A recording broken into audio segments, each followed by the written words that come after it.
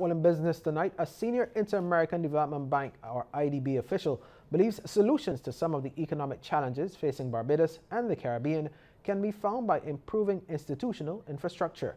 Moises Schwartz is the IDB's regional economic advisor, and he recently released a new IDB publication entitled Nurturing Institutions for a Resilient Caribbean. It explores the historical development and status of political and economic institutions in the Caribbean. It also identifies positive aspects of institutional areas in need of improvement that could facilitate a sustainable development path both here and throughout the region. What the evidence has suggested, not only for the Caribbean in general, what economists have found regarding institutions is that if you have a strong set of institutions, you are better placed to face the shocks of the future and adverse external conditions and to react better to those unanticipated events. If you have weak institutions, so you are weak in terms of facing external shocks and to set the stage for development and growth in the future. Mr. Schwartz adds that there are both positives and negatives for Barbados and the rest of the region. In terms of the positives, for Barbados specifically, there are sets of institutions that are at the top of international standards. And actually we take the OECD countries as the benchmark, the gold standard towards which institutions should look like if we want to make progress. So in terms of democracy and open, credible democracy, so Barbados is at the top of the list.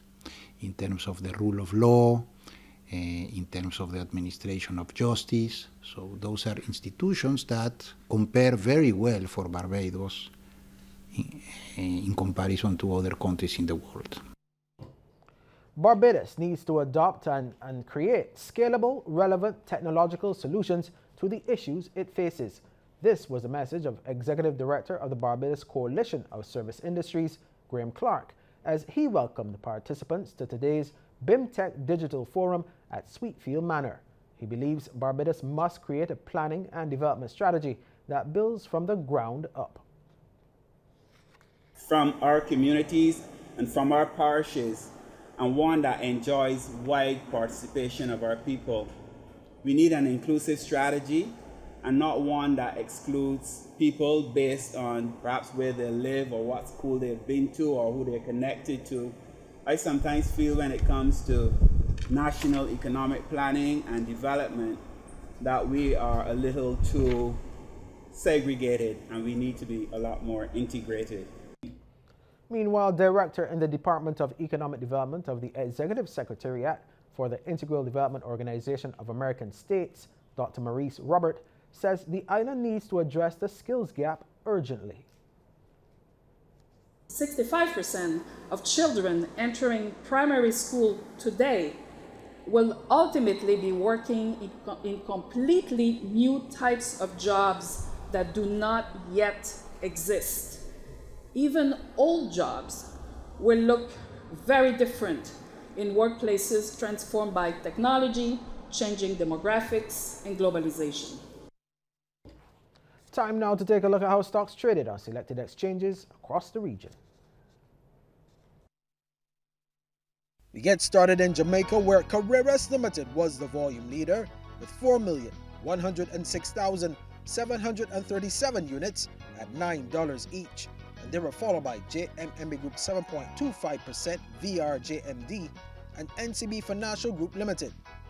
In Trinidad and Tobago, JMMB Group Limited was the volume leader with 265,000 shares changing hands for a value of $488,140, and they were followed by First Caribbean International Bank Limited and Trinidad Cement Limited.